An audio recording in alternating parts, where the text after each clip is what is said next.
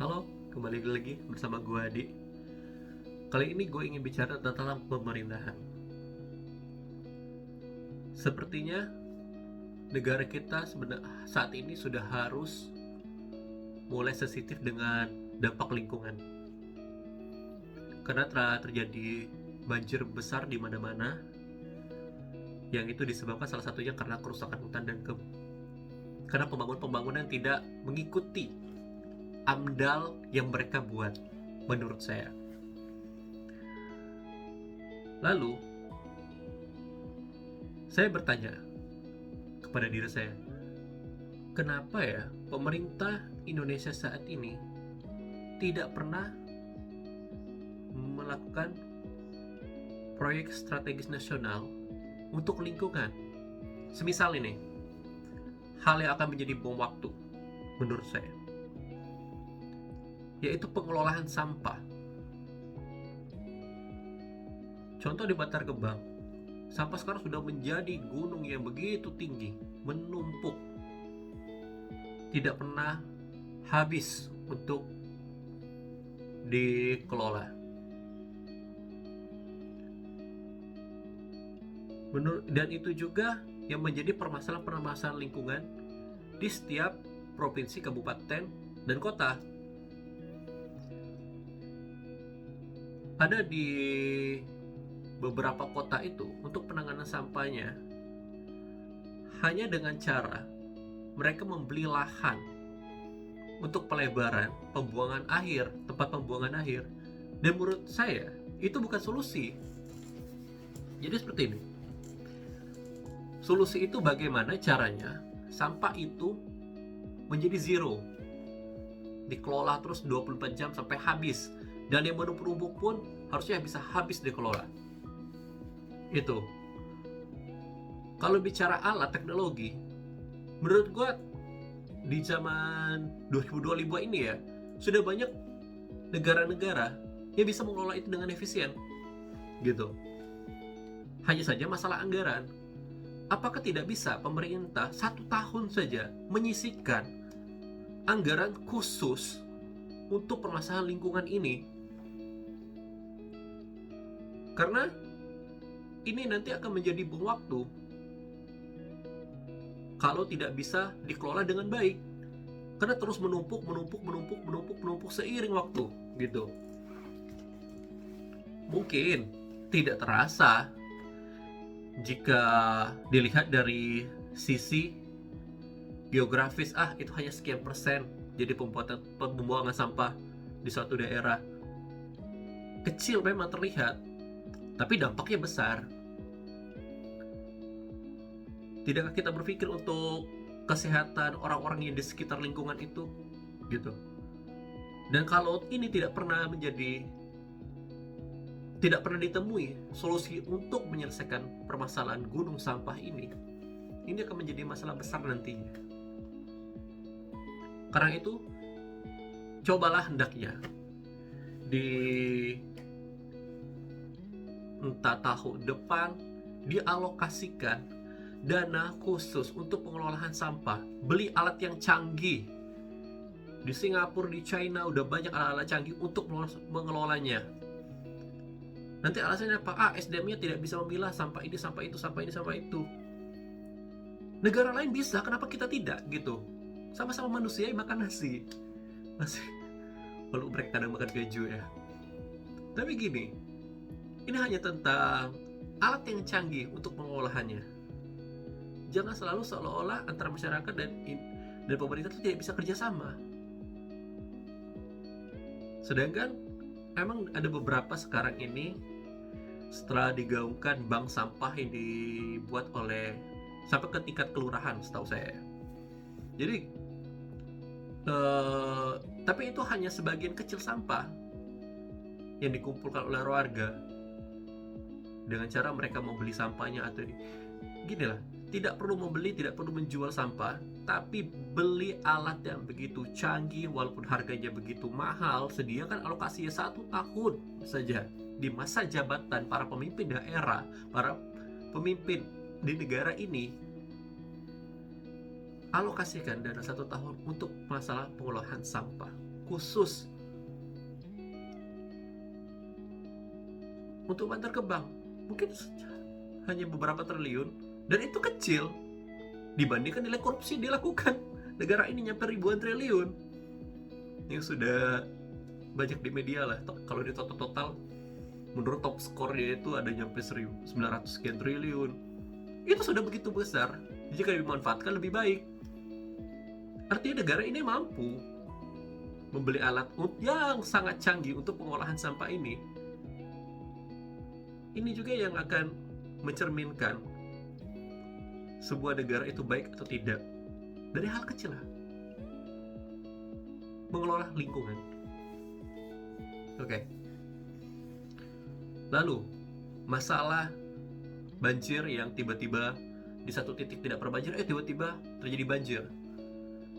Menurut gua, banjir itu tidak datang tiba-tiba hanya karena curah hujan yang tinggi. Mungkin bisa dicek datanya, mungkin itu bukan curah hujan yang paling tinggi semasa itu, yang selamanya tidak banjir tiba-tiba banjir. Artinya apa? Ada dampak-dampak lain yang penyebab terjadi banjir seketika. Gak tahu di hulu, gak tahu di hilir, pasti ada problem dari saluran irigasi atau alur jalurnya air. Ginilah, pik yang daerah pinggir pantai aja reklamasi itu bisa kok aman dari banjir.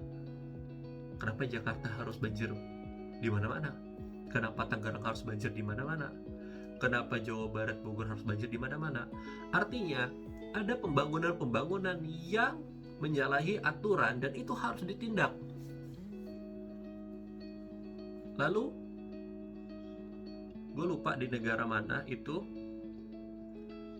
ada peraturan yang mengatur regulasinya agar tidak terjadi perubahan aliran bangunan-bangunan, baik bangunan perkantoran bahkan rumah setempat, diatur ketika membangun rumah tinggi terasnya hanya boleh seperti ini, agar apa? Agar mereka bisa mengontrol dan mengendalikan. Oh, nanti alurnya kalau hujan itu seperti ini ke sini.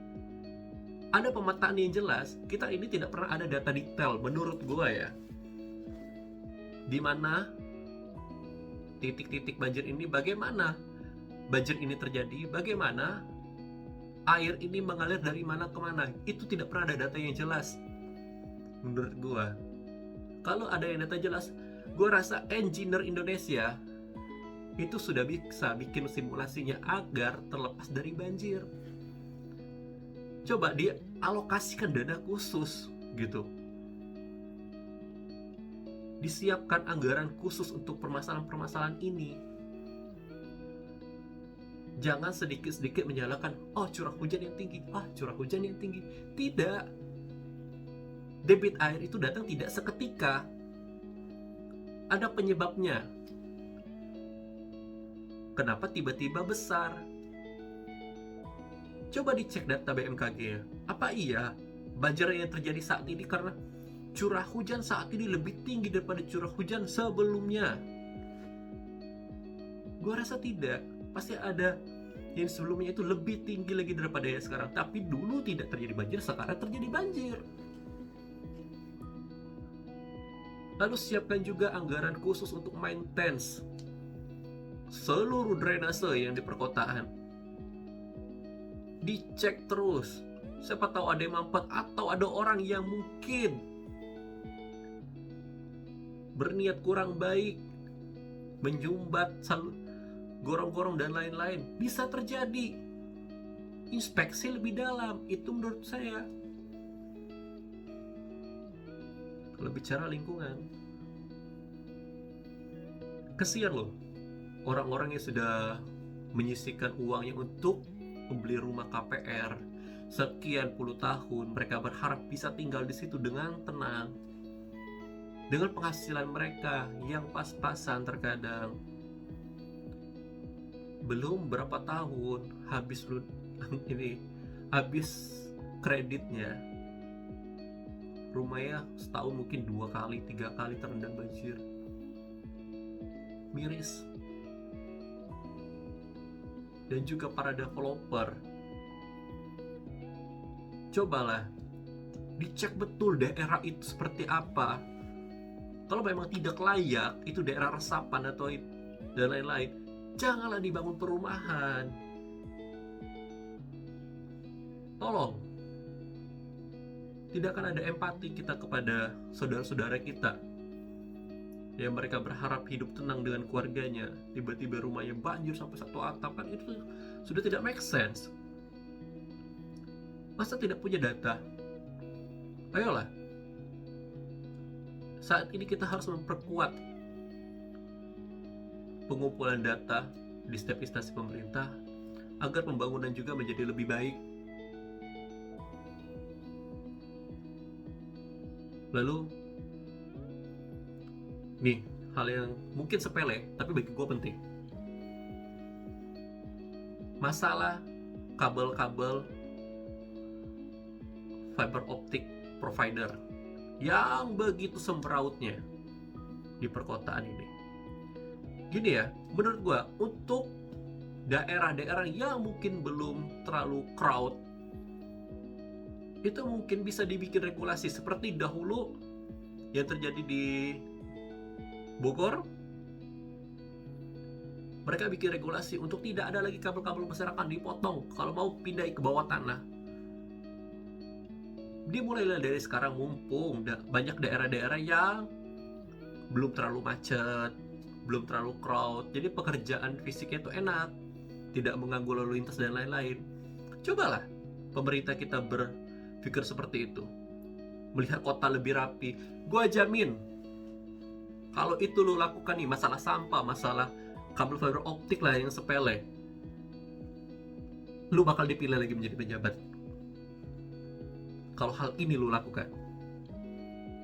Karena ini hal yang langsung terlihat oleh masyarakat dan dirasakan. Pembangunan-pembangunan yang menurut gua terlihat sepele tapi dampaknya besar. Terus regulasi tentang, ya tiba-tiba pagi nggak ada, malam muncul satu tiang, besoknya kayak gitu lagi, pagi nggak ada, malam udah ada kabelnya. Ini yang kerja manusia apa ninja? Hah? Gue juga bingung ya, kok ini bisa terjadi gitu. Itu pesan yang sedikit pesan dari gue untuk pemerintah-pemerintah, baik di pusat, provinsi, kabupaten atau kota. Buatlah kebijakan-kebijakan yang memang memiliki dampak langsung. Hanya butuh waktu 1 tahun mengalokasikan dan membuat kebijakan khusus, menurut saya itu akan dampaknya lebih besar dan lebih bermanfaat ke depannya. Oke, mungkin hanya itu yang ingin gue bahas. Oh enggak, satu lagi sih. Jadi gini, mungkin menurut gue, para pejabat publik sebelum menjabat mungkin disediakan waktu dahulu untuk belajar untuk public speaking, agar tidak asal berbicara di depan publik dengan statement-statementnya, karena itu sangat menyakiti hati masyarakat ketika banyak statement-statement yang asal keluar dari mulut pemerintah.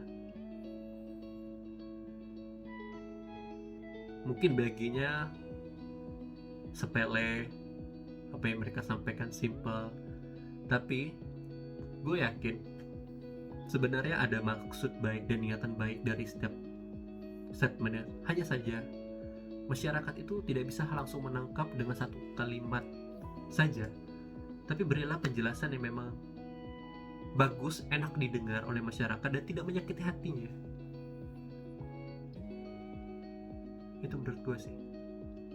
Thank you telah nonton. Next time kita ketemu lagi.